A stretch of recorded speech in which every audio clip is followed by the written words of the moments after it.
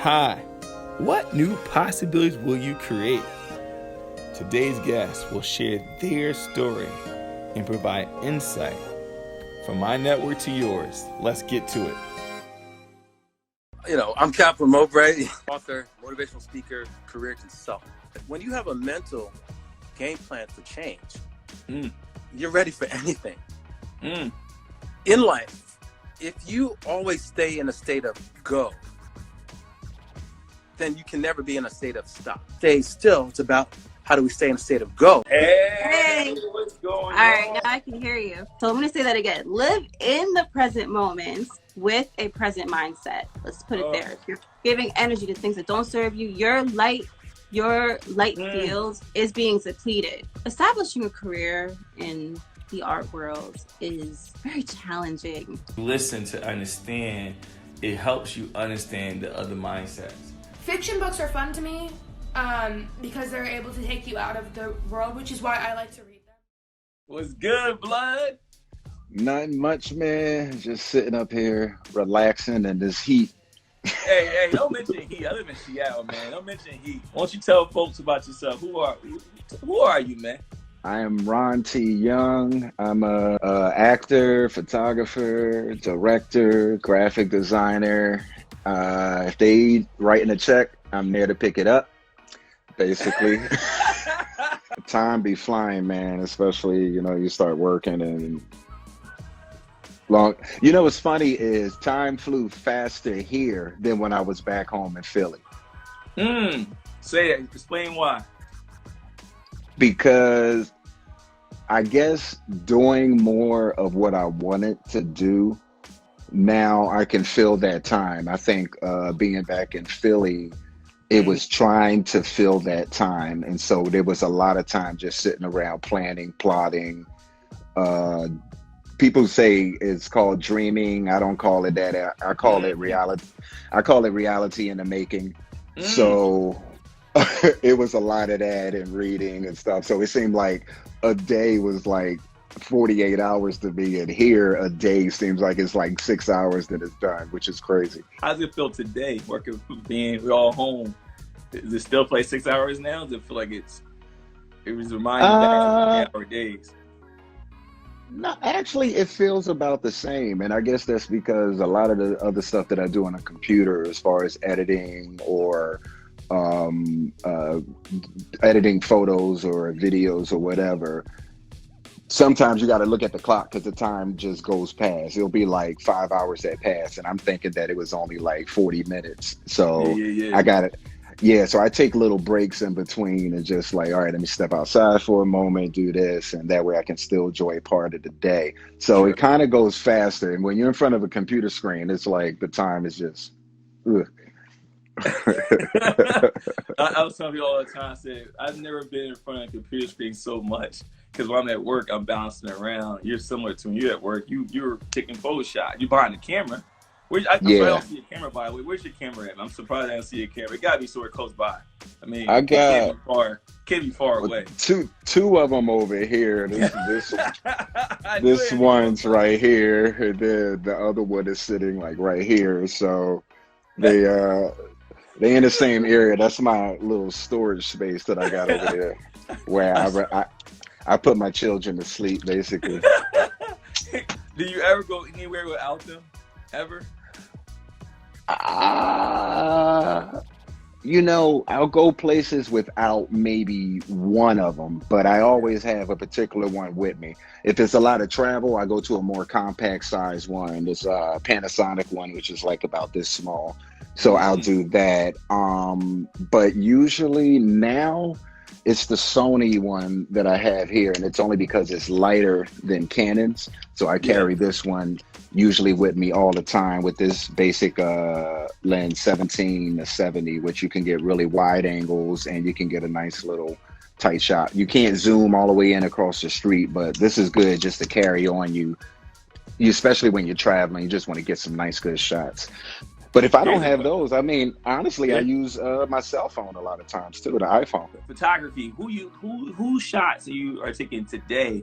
And then I want you to take them back and say, what got you started? Like, how did you start? What caught your interest? I think that's important, especially for folks that's sitting at home now, and they figuring out, Yeah. hey, technology, what does this mean? Taking picture, how do I take my hobby, my passion, and make money off it, monetize it. And a lot of folks love taking pictures and photography and doing videography and so forth, but Uh-huh. they hold themselves back. So kind of where you at now? What's your platform? Where you taking pictures of? And take us back a little bit too. Now, not long ago, I did some shots for Anita Baker, Mm. and that was cool. She wanted to get some shots done for this show that she was doing in Vegas, which was a residency in Vegas, and reached out and did a session with her. So I did some stuff with her not too long ago. I did some stuff with shoot. My wife, of course, did a whole bunch of shots with her, and I I won't say did a anything bad. She might kick my butt. Like, was she your toughest customer? But oh, and Gregory Porter just did some yeah, stuff because we yeah. just did the shows and all.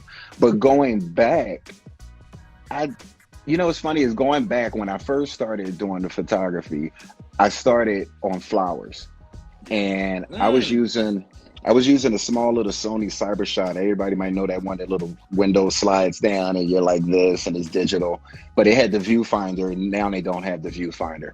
But it was like a $100, $125 camera. And I started on flowers because they don't move. And I What? figured the best way, They they always do tell you move that, with the wind. well, they move with the wind, but you know what I mean.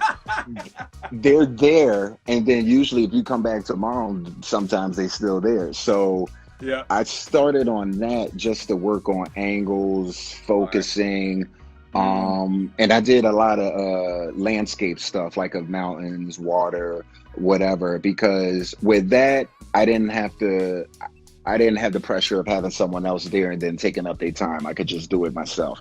And from that, I would put it on a tripod and I started doing selfies. Mm.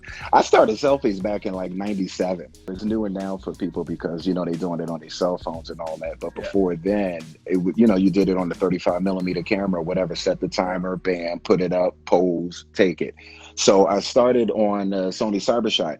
From that, when I moved to LA, I had a lot of actor friends, and Mm.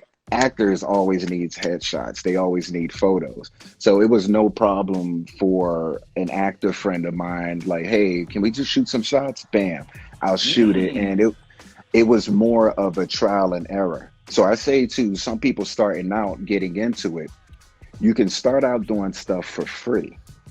That's where you really want to start out because then it's more of a learning process for you, and you don't feel bad as if you did something wrong and then you owe somebody some money. So Mm.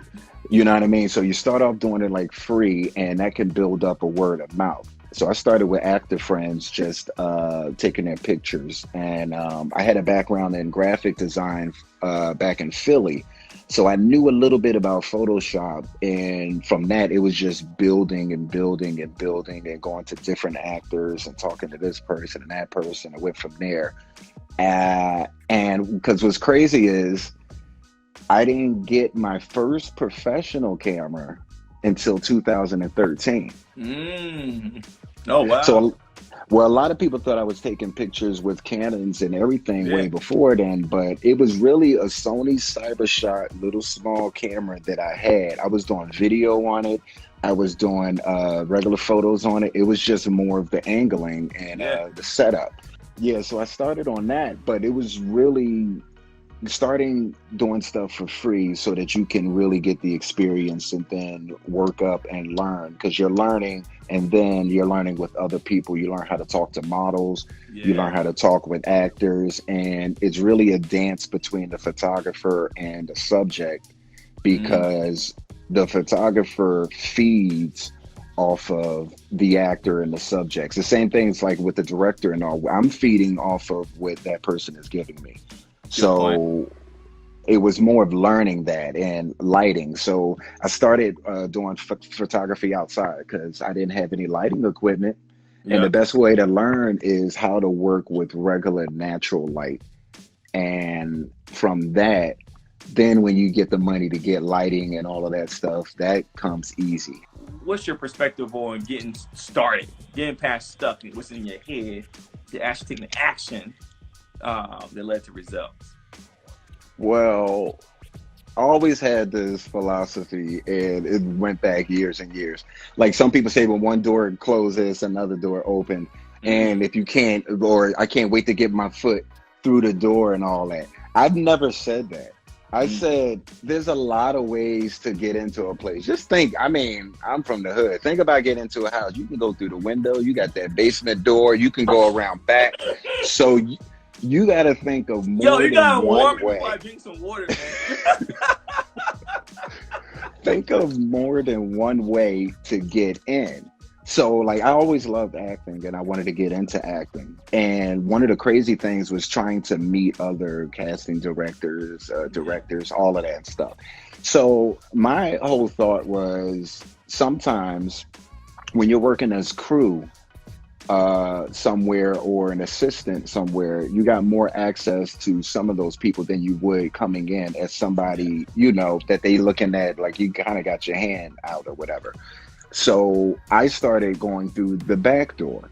I went into production assistant work. I went into seat fillers at the concerts and at the Oscars and things like that. So stuff like that, I was learning and always watching and getting out there. So I tell people to utilize anything that they got, because you got a lot of tools now that you didn't have years ago. Like my niece, Imani, she wanted to get in photography. And one of the first things that I told her was to start doing it on your cell phone. And I said, from there, you can work on angles. You can be creative with it. If people want to, start hashtagging advanced selfie on Instagram. And you'll start seeing people that doing selfies off of their phone, off of other cameras and stuff like that. And they're coming up with creative ideas and ways just to utilize that one tool. So most people think like, okay, well, I'm gonna get the camera, get this, and all that is cool. But if you can't take pictures and you're not, you know, talented at it, it's not going to matter. I mean, think about that. If you got you got a lot of people that get stuff that's a fancy. There's a lot of people. Here it is. It's a lot of people that have an iPhone or a smartphone, and all they do is go to YouTube, Facebook, and Instagram. That's it. They don't utilize every single tool that's right inside that phone. That phone has a camera. It has an audio recorder. It has GPS. It can find maps. There's so much stuff that you can do. You just gotta sit down and take the time to do it. Yeah. So that's the key. And also make time, because I get a lot of people say, well, I don't have the time. Then I look on Facebook and then they just said, hey, I just binge watched 8 episodes of Raising Dion or some other show, or, you know, I'm like, so if you got those hours to commit to that, you can take an hour or two of learning about something. Besides your beautiful, awesome wife, who else is the coolest person you ever took a picture of? I did a spot on and I love the family. It's Flex and Shanice Wilson and Flex Alexander. And I started with photos because I did photos of the kids, Imani and Elijah, because they needed some new headshots for acting. So I started them, and I known them all like for a long time. So then Flex had wanted me to come by and be on the show. And he asked if I could like shoot photos on the show. So that was cool, hanging out, shooting photos of him, his buddies, and everybody. And then the fact that it was actually on the TV show on OWN, that was really, really cool. That's dope. That was cool. I remember that. Yeah. Yeah. And I think the second one is Kim Coles, who played Sinclair on Living Single. But we might have some young people. We gotta make sure they know who. But I shot photos for her wedding, and it was for We TV's David Tutera's celebrations, and I got to shoot photos of her, the bridal party with Erica Alexander, you know, from Philly, Erica Alexander, and basically the cast of Living Single was there, and so that was kind of cool doing her. her wedding photos. And what was crazy is I wasn't the actual wedding photographer. I was her What? like wedding photographer, like just taking photos of behind the scenes type of stuff. But she loved my photos that I took so much of her at the wedding that she used those for when she went out and talked about her getting married. So I got to have those featured on Dr. Oz, on the Doctor's TD Jake show. She did another show too, but I got to have those photos featured because she liked the way that I took the photos That's dope. and put That's them out dope. there. Yeah. There you go. Tips for photographers transitioning to videography. The number one tip I would say for photographers to transitioning to videography is to always think of it as just moving pictures of what video basically is. So keep that in mind. It's like you could take a photo with someone still, but say that you put that fast shutter on the photo, you can have somebody moving. So you keep that and remember your framing from going into videography. Other than that, a lot of stuff is similar as far as when it comes to aperture, shutter speed, ISO, lighting. A lot of that stuff is very, very similar. The main difference is you can try more tricks with the video than you can with the photo, because the photo is usually just there. But if you wanted to move around somebody, then you can do that with the video. If you wanted to go underneath and go over here, then you can do that with the video. So just think that your boundaries are limitless more with video than it is with photo. So as long as you think that, it's like, okay, cool. And the cool thing is now, I always think everything's digital. Back in the day, everything wasn't. You had to buy all the film, develop the film, and when you got the film back, you realized you took some crappy behind photos. Yeah. Or you had to videotape stuff. They don't know about the videotapes, but you had to put it into the camcorder, go like this, tape it, look back. The lighting was crappy, all of that. So now you got more technology and tools to use that you're not limited with your equipment and what you want to capture and convey. And another thing I would add is don't try to start off too big if you're doing a video or filming something. Some people go from, hey, I want to do a short film. Yeah, you can do that. You can. But sometimes think, hey, I want to do a short film.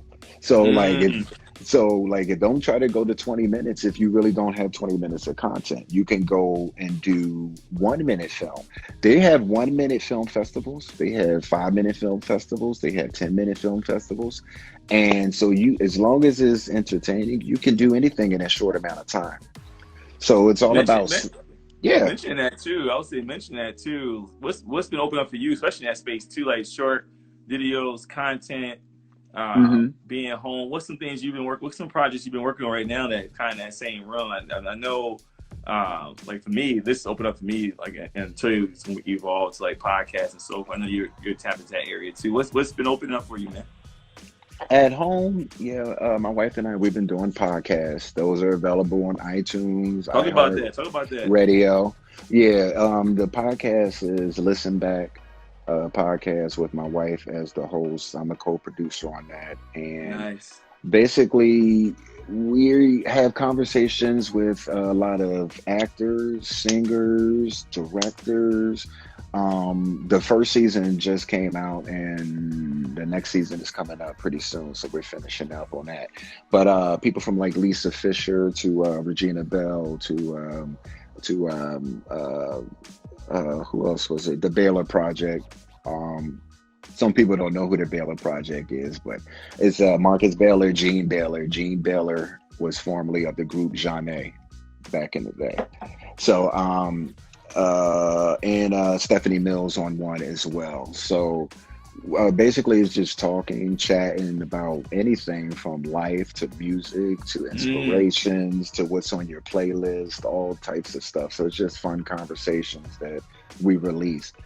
that's So good. I spent a lot of time actually when the quarantine happened. I spent a lot of time editing down those and preparing those for online hosting so it can go on iHeart and iTunes and Spotify and all of that.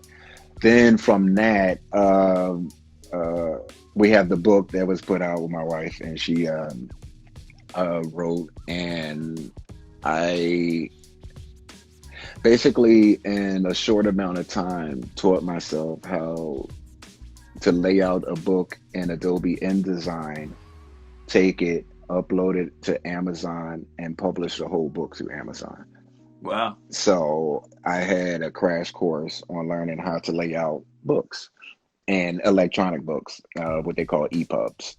So yeah, been doing that. But other than that, little short film things I've been doing.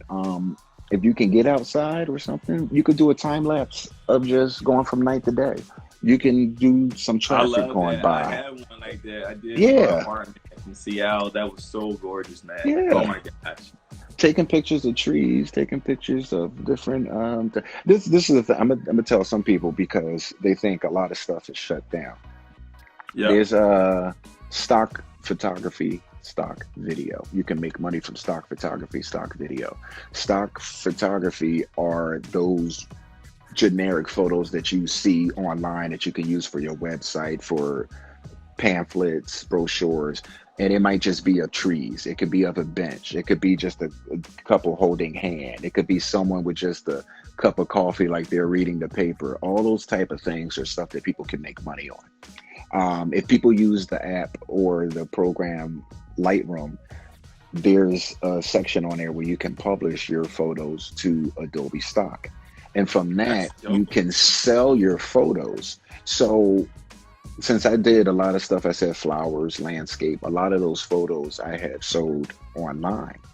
So um, they take all different type of photos. You need releases for other things, like if it's a product and it has a name, you got copyright stuff. Don't do that. If it's a person in the photo and they're noticeable in the photo, then you would need their permission, fill out a little permission thing, have that. That's cool. Other than that, if it's a glass of water and bam, it's a lollipop inside the water and you took a nice photo of it, you can sell that. Yep. Because it's people looking for all different types of stuff, just the flame in the air, and you did a video of the flame just gone for about 30 seconds. That's called stock footage.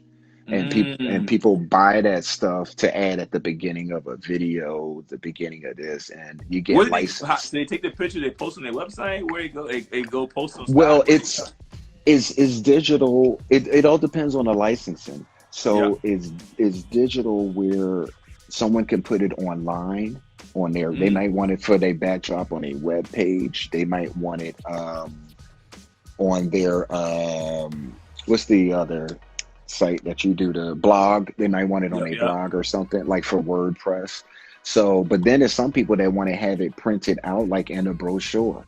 So there are like stock actors, what they call them. Like there are actors that'll wear a generic type outfit, be right there. You've seen this stuff a lot of times. Sometimes it's in a bank or someplace, and you see that one person just sitting there, and they got like that newspaper, or like they're at the computer that is an Apple computer, but the Apple thing is missing, and you're just going like this. So, Yeah. Yeah. um, That's good to know. How like folks get sometimes getting people getting Fiverr, afraid to somebody, action. yeah, do Yeah, put afraid to they action. put Like Fiverr, okay, guys. Some yeah. people take afraid to take action. Like me and that in the sense that well, I post my picture out there, someone may grab it and sell my picture. That's gonna happen. Yep. That's gonna happen. This is how you kind of find out in your cameras. A lot of people don't know this, but you can also do it on your editing. In your camera, there's a setting that says copyright that you can go in, punch in your own copyright. You save that, and it's called metadata. Metadata is the same thing that also is in your phone when you took a picture somewhere and then you look like, how they know I was in Cancun? It's like the same type of thing. So the metadata saves in there. So I got Ron T. Young copyright in there. So if I took that photo, put it online, and somebody take it and put it online, it's embedded already in there that it can come back. And if I do a search, I know that someone else used my photo, or they trying to take the photo. The other thing that I do is on my Instagram, I always have my watermark. A lot of times I don't post a photo without a watermark. Some people just like posting regular photos. Is cool. If you do it on Instagram, it's a smaller quality. It doesn't matter if somebody really takes it because it's a lower lower res. I mean, it's going to happen. But I put my watermark on a lot of stuff so that people know that it's me. So if it does get shared, it's right there. And they know that it's me. And then, like for clients, if I take a photo and do a headshot session, the client gets the unwatermarked ones. I have watermark ones.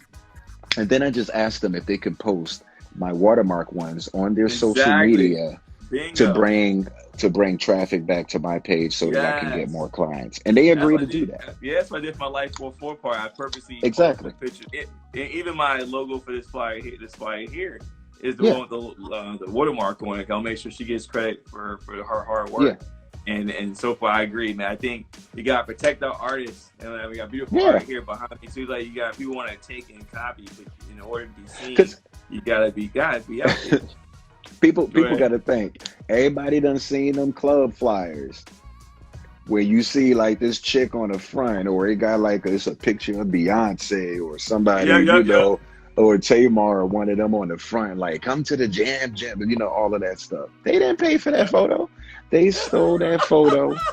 They put it up on a graphic design. And the thing is that they really don't realize that they can get sued for that because you're using someone else's image.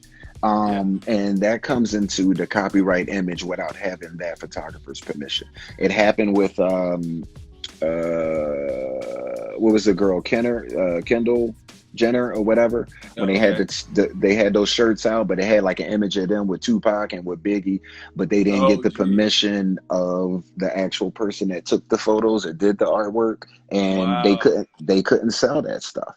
So I get a lot of that stuff. Like I do my white stuff, and we'll go be in the city, and somebody might be selling a T-shirt, and it's basically that picture that I had, and they trying to sell the T-shirt. Do you have any special quarantine projects you're working on? Just finished editing. I just finished editing a music video that's about to drop soon. I did some stuff for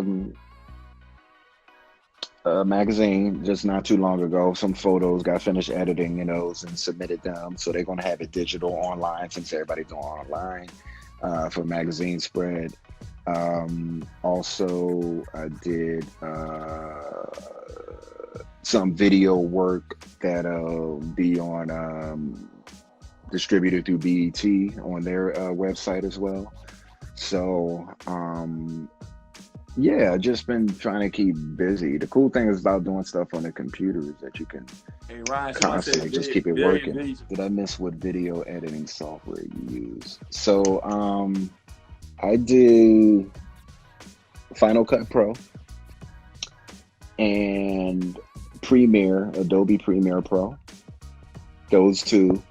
For color correction is one called DaVinci Resolve, which is good if you need to color correct and edit.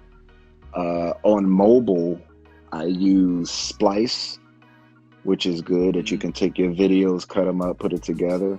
And Premiere Rush, which is like Adobe Premiere, but like a software version.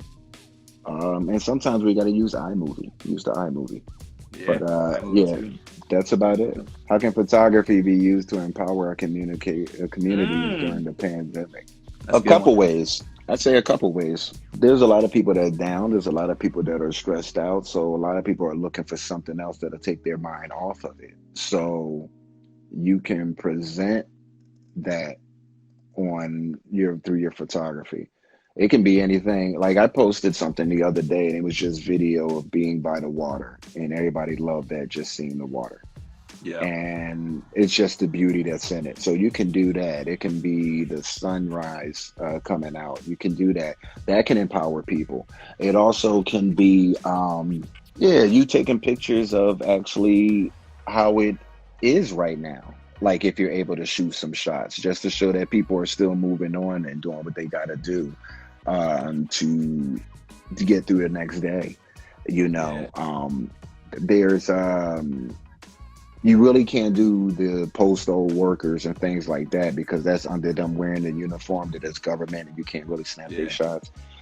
But there's someone that was doing photography of the healthcare workers and just showing them doing their stuff and working, and that helps empower the community as well through photography. Because you got to think right now, like it's really photography, music, and video, movies, and stuff that's pushing and getting a lot of people forward by the visuals of what they see and what they hear and what they feel. I even think Alicia Keys has something that was dropping tonight that she did a song that's going to be on CNN. And Pitbull had one also that he released, and the proceeds from that is going towards first responders. Nice. But yeah, a lot of stuff like that's how photography can help push forward. You see something that's inspirational, you see something that's going to lift somebody's mood. Hey, just snap it, post it. You never know what's going to put a smile on somebody's face. You never know what's going to make them feel good, make them feel strong. Even if it's older photos too, because sometimes you could bring out some of your old stuff, put it up there, and that could be like, oh, remember this when everybody was able to stand next to each other? Yeah. Where's your favorite spot to shoot in Philly, and where would you take your wife to be photographed together in Philly? Well, we already photographed in Philly together, so I got spots in Philly that I shoot at that a lot of people just don't go and shoot at, or they like to shoot at. I mean, number one spot area that I do like is Old City area. Of course, because Old City, man. I love the feeling of the buildings. It's great to do Old City if you're doing headshots and things like that, because you got a lot of those skinny, small streets. You go on a nice Sunday, you ain't really got no traffic going on down there. That's a really, really good spot to go shoot. No doubt. Other than that, I go out to the parks, but that's going all the way out to like Cheltenham to Tookanny Creek. Would you ever create your own photography course? I think I could. I teach in a different way though, because most people they try to. Because advice. I mean, you're a natural. Because like, I mean, I look at the actual like teacher way, but basically mine is what I call the no bull-ish course. You know what I mean? Like I'm gonna tell you the stuff that you get, that you need, and I'm not gonna tell you the stuff that you don't need to get. Like most places would do, go and get this, grab this book, go do this, go do this. No. Usually I'd say, well, grab the camera, go outside, shoot, see what happens. So yeah, I think I could do a course. Because I did have a lot of young photographers that wanted to learn, and I gave them tasks. Like even my niece, I gave her tasks to do. All right, go out and shoot this today. Go out and shoot that. Now take this and do that. They say you can hear photo. Name one photo you can hear. Example, a photo of a red dodgeball. A lot of photos that I do of the ocean. Oh, true. That yeah, a lot of people, I mean, a lot of times when I put those up, people can just hear how that water would sound. You know, some people feel it and say, oh, you know what, it looked like it's warm there. So you can hear and you can feel some of them. Another one I took in the middle of Times Square. You can hear that because you know what it's like having people walking past and the cars and taxis and buses and music and all of these other elements that's going on. So a lot of those photos you can hear. And then it's simple photos like expressive. You can see a photo of someone looking right at the camera and just a tear dropping, and you can hear what's going on in their head. Yeah, true. You can hear, you know, you emote with them. You can hear their thoughts. So yeah, you can hear through a photo. How much of an investment do you think is needed to create a photography home studio?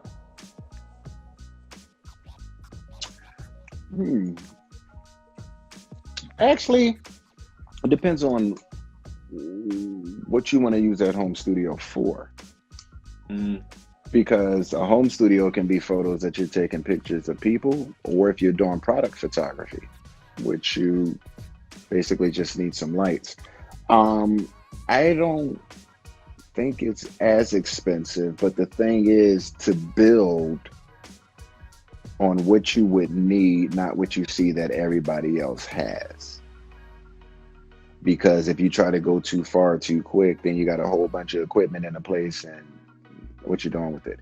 So I started, like, I didn't start with lights with anything.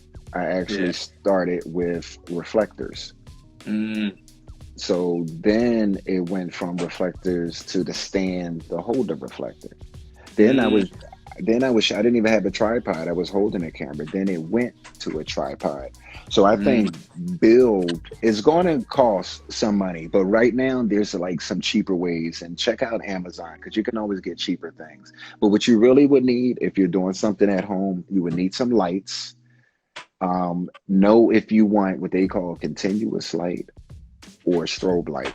Some people like continuous lights, which is those ones that I showed earlier that I have here, the flat lights, where you just turn them on, you dial them in, and cool. Some people need the strobe with the flash, go in and click it and doing that. You need some stands to hold the lights. Some people say, like I got back here, the gray paper, which is like the roll paper. You can order that online. You can tear off pieces so that you can put it up behind yourself like an 8x10 photo and get that look. If you can't afford that paper, start off small. Go to Staples. Go get construction paper. Because the thing is, like I said before, a lot of stuff is going to be in your editing. You can adjust that paper so it can look even better on your editing. So, yeah, I think about spending... I say go slow. I would say the minimum between 500 and 1,000. And that is basically saying, like, you can basically get some lights, get a stand, get a tripod, get some paper, get some cords, any of the things that you need, and all of that stuff, really for under $500. Now, if you want to get the heavy duty stuff, that's going to take you up the bracket. But start off with what you would just do to get a basic shot, and then you build from there. Because anybody that's had a studio that I know, they don't have everything right away. They start off bit by bit. And like you said too, you learn things. So try and go like have this crazy elaborate studio day one, but don't know how to use half of it. You got cost sitting there that's not being put to full use. And I don't know about you, but I don't like to spend money unless I'm making money, right? So Ron, two questions for you. One is failure. What does that mean to you? And the other question is, how do you find gratitude? Failure means nothing to me. No one really fails. Correct. People think that they fail because they're measuring it on a level of, whatever. I don't look at it that way, because if you try something and it doesn't work out, or you don't succeed or get to this point of it, it doesn't mean that you failed. Like, so if you did this and then 99 times this thing didn't work, basically you just found out 99 different ways that you shouldn't do that. Correct. And that's all that it is. And then that one way that you decide to go do this, bam, then that's going to work. So you can't really think of failure, because failure is too related to fear. Yes. And when you put those two together, sometimes you set yourself up for failure already. Yeah. And so like, anything that comes along and all that, I want to do well at it and, achieve it. But at the same time, if this didn't work out this way, I'm like, man, you know what? I'm going to do it this way. Yeah. and that didn't work out this way. Hey, I didn't do it that way. That's like some people have been working at jobs and then they go to a job, and I just think everybody had a lot of people had fast food jobs and they were just, younger and all of that, and into that We had fast food ideas. job. Yeah. Everybody done had that. You all excited and everything, and then something comes along and they gotta let you go. Then you have some people that go home, they're crying about it and all this and stuff like that. I didn't do that. My whole thing was, okay, you just freed up my time so I can go to the other two jobs that I'm working at part time. Correct. Now I can go do this and go do that, because I didn't look at it as failure, me leaving this, me leaving that. It's like a lot of times something is transitioning you for another step, is what you do Mm. after that transition happens. So some people think, hey, they let me go at this place. Maybe you're not supposed to be at that place. Maybe this is throwing you into the water right now to go and do something that you were going to do. Now, I give you a perfect example. Before I went out to Los Angeles for the first time, in a period of 6 months, I was let go from a job, had to leave from an apartment that I was at, and my car broke down. Mm. And the crazy thing was, the job was for the city. It was a 9 to 5 job. I was there for several years, good benefits, all of that stuff. I always wanted to go to LA, but I couldn't get enough time off at my job to make the trip.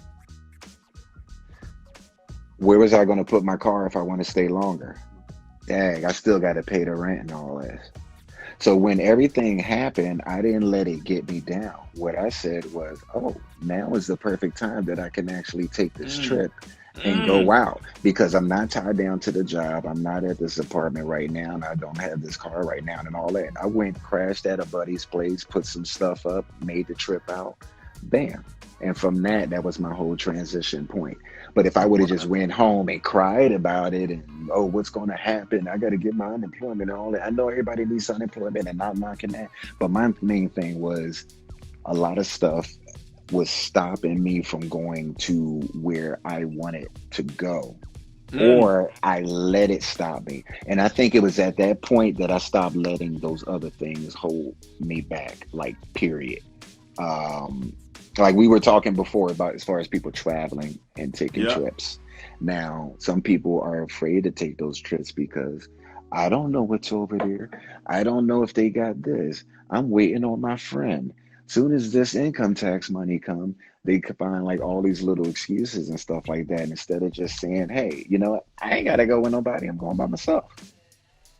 Hey, you know what? I done spent $200 at the club this past weekend. I could have got me a plane ticket. You know what I mean? Because that stuff is still going to be there. So it's that whole fear of going and stepping out of the boundaries and doing that. So all of that is related to what they call failure. If you believe that there's no failure, then I think that makes you even more fearless. I find gratitude. Well, just being grateful for everything, but not the monetary things. More of, I find gratitude in life lessons. And like Tyler Perry has said before, what he called points of light.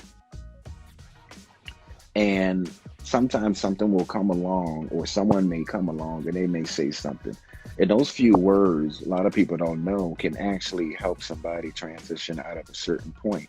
And you should be grateful for just talking and communicating with other people and being able to do that. Because there's people that can't speak, it's people that can't do this, and they can't communicate. So that's the gratitude for me, is just the life lessons, and always learning from other people and taking all of that in, because that's really what it's all about. It's like people, when they say living their best life, and I always say, all right, you're living your best life. Are all your friends the same nationality? Are they all in the same city or the same state? Because then, to me, that's not really living your best life. That's living in what I call this little bubble, this little circle. It's Yeah. like, so when you go online and you're chatting with somebody, chat with somebody from another country, from another city, from this, from that. Learn a different language, try a different food, try to do all of that. All of that, you'll have more gratitude just about Mm. everything, because a lot of people become bitter because they don't know a lot and they're not trying a lot. But you should be grateful for everything, because what you don't have or what you have, somebody else doesn't have. It's always going to be that So way. true. It's always Like you going to be said, that way. like you said, the fact you can communicate and connect with folks. Yeah, Yeah, breathing. We're breathing right now. You able to wake up in the morning, walk out. yeah, That's gratitude. It's yeah. so accurate. Probably your most difficult shot. My most difficult shoot is when you're pressed for time. And well, I'm gonna just say it like this: is when that person showed up late and they still trying to get everything done in a certain amount of time, and then they rushing you. I was on time, so that's the most difficult right there, because then you're not getting the energy that you want to get. You know what I mean? It's just like, okay, well, I'm doing this and stuff. Well, how about this? How about this? Moving like this. Okay, cool. Are we losing the light? It becomes stressful when, like, just think of anything that you're trying to do in a certain amount of time and get there. That's going to drive you crazy. You're not going to get it done as efficiently as if you had the allotted amount of time that you wanted to get something done. Right. So I ain't gonna say who the person was, but They might be. You may will the energy into the set. They may I'ma be just listening say right they now. was late. they, they might just join now. Over an hour. So they was late. So it's like, well, can we hurry up and do this? And can we do this? And can we do so stuff like that? That's stressful for me, because I'm trying to create and do this and have the lighting and set up and all of this. And if I'm like with the time, like, you got to keep time in mind. But this particular shoot, I allotted a certain amount of time to shoot everything. And people got with these like studio type shoots where you're having a client, sometimes you are allotting 8 hours. Yeah. 6 to 8 hours, and that's including hair, makeup, setting up, breaking down, all of that within that time frame. If I'm doing the headshots, I can go shoot somebody's headshots outside in an hour. Bam. Because a lot of actors, they trying to make it to auditions, do what they got to do, so they moving like this. Those are the best and the easiest, and that's the most difficult shoot. The easiest shoots, I'm gonna tell you, kids and shooting kids headshots. That is so much fun I and thought it'd be so hard. easy. That would be hard. No, I mean, adults are a little bit more tricky than the kids. A kid, just think, like, especially if it's a kid that's in entertainment and want to be there, you got them smiling, they just smile, they look over to the side, they're right here looking like this, kids posing. Because Kids would be hard. They run around you all want to the know time. why? I'm going to tell you So why much kids. energy. No. I'm going to tell you why kids are easier. You want to know why kids are easier? It's All right. because they don't have a predetermined self-image of themselves yet. Oh, did you hear that one? They don't have kids don't have that predetermined self-image of themselves yet when That's it so comes true. to photography. They're just Mm. posing and having In life, fun not just and being photography. in life, yeah. But Yeah. sometimes when you have adults, or sometimes, somebody's thinking, oh my God, my hair look this way. Do I look this way? Is it this? Should I do like this? Oh my God, I don't want this to come. It's all of these other thoughts, and then that clouds. So I try to get people to relax and turn all of that off, and then bam, then we can shoot. But kids, they come straight in with it, and they're like ready to go and just shoot. Some may be a little shy, like a couple minutes, because they don't know you. But I'm great with working with kids, so it's like it just comes easy. But they'll make you smile and like, oh my God, we got to shoot some more photos. So those are the easiest shoots. No, that's actually interesting. It says a lot too, because as adult, we get in our head so much Yeah, in the distractor versus kids.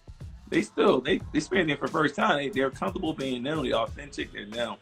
And these moments that come in life that alters that. That to yeah, your point, you actually see on the screen. yeah. I know you see it. You can see when a You person's see, not present. exactly. Well, the camera shows everything. I tell people that. That's why I tell them to rest Yes. up. clear your mind. If you got some songs that you like, send it to me. We put it on a playlist. I play that in the background. Wear clothes that you're comfortable and that you feel comfortable in, because if you don't feel comfortable in those clothes, you're gonna show it. You're trying to fix something. You're trying to do this. You're thinking about it. So it's a lot of mental that goes on, because all of that comes through the camera. With Oh, people. heck yeah. Yeah. Mm-hmm. That's huge. So Yeah. I'll leave. I'm gonna ask one more quick question because I got time. Mhm. I think you said it a few times. Key is being present, right? And I think Yeah. that's very important in your space and following through. So when you hear this, and I gave you my perspective, but what does that mean to you? What was that? The Being present. What does that mean to you? How do you stay centered? How do you stay present? being present is basically, I mean, I guess it's a little bit easier because we from a different generation too. So Mhm. like with the younger generation, everything is more of, it's online, it's right here. We got to Yeah. have this, we got to record it. But being present is being in the moment and also being free to not be like the mass, Yeah. but to be that one person that's kind of different. So it's just living in a moment. Like sometimes you don't have to be on your phone all day. Put it down, sit back, go for a walk. Go sit outside, go enjoy. If you never seen the sunrise, try to go see the Woo! That's a must sunrise. do. Because a That's lot a of people must do. haven't done that. Go see the Woo! sunrise, watch the sunset, just enjoy little moments and doing little things so that you can just be in that moment. If you're at a concert one time, put the phone away for that concert. Turn it off, Yeah. actually.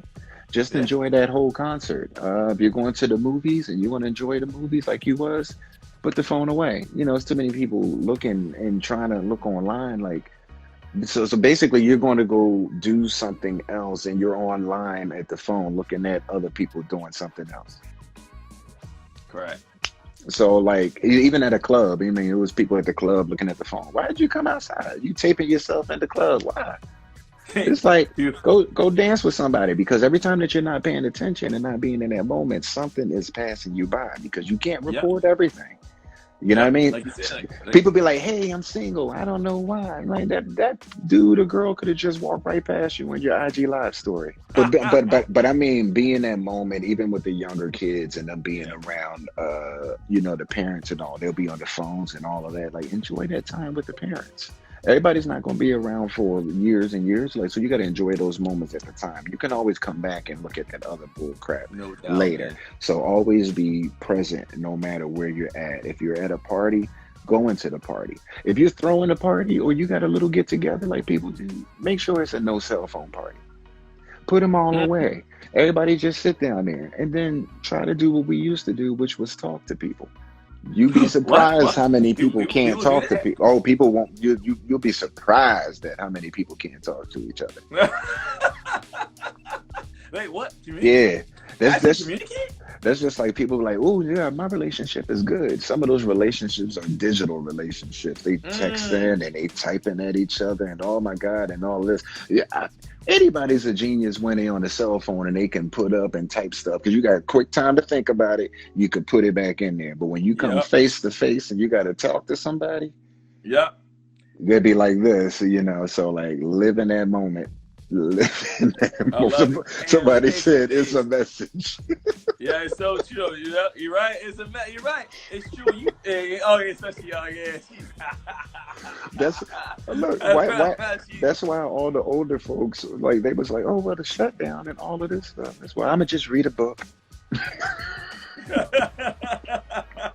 We good. What storage device do you use? Number one storage devices to get are called G drives. The letter G drives. They work on Macs. They also work on PCs. I'm gonna tell you why. They are fast. As soon as you plug them in, bam, pops right up. They back up your storage. They have a fast RPM, so the speed is much faster when you're transferring. If you're doing video, photo, you got a bunch of files, always go to a G drive. You got portable ones. You also have ones that are bigger. They go all the way up to 16 terabytes. Actually, I think 32 terabytes, depending on which one you want to get. I use portable ones when I'm out on the road, and I have at home. I have some nice stay-at-home plug-in ones that are like 16 terabytes each. But I used to use lacy drives and those Seagates, all of that stuff. I don't use. They're too slow. You got to wait for them to pop up. And a lot of times you got to reformat if you're going from a Mac to a PC. So with the G drives, if it's on a PC, you unplug it, you put it in a Mac, there's no reformatting that you got to go through. So G drives is called G technology. You can get it from Apple Store, you can get it from Best Buy or wherever. Ryan, make sure you put on your Instagram, 1, release the video for us, 2, all your references you made reference to. Tell everyone right now what's your Instagram handle. So my Instagram on my photography is at Ron T Young Photo. You can follow me on there, and my regular one is at Ron T Young. If you got any questions, always just inbox me. I get a lot of photographers or young filmmakers that ask questions and just want to know about equipment or, you know, what I call nerd talk. Let's talk it up, nerds. Let's talk it you up. Know what I mean? Yeah. And yeah. All right, guys. Ryan, love you, man. Always. I miss you, man. I gotta come over. All right. Love you too, man. The 91 degree weather, man. I feel you in that.